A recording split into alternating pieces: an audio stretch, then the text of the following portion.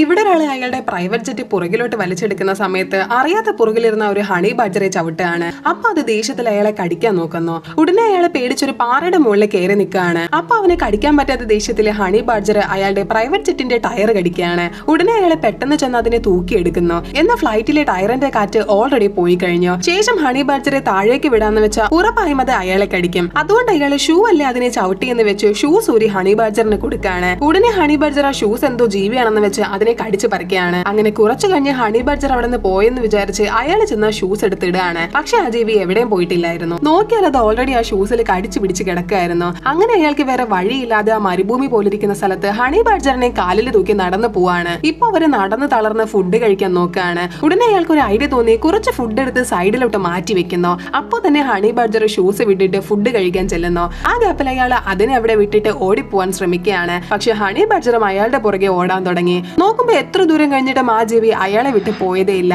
അങ്ങനെ അവര് രണ്ടുപേരും ടയേർഡ് ആവാണ്. അവസാനം അയാൾ ആ യാത്രയില് ആ ജീവിയും കൂടി കൂടെ കൂട്ടി.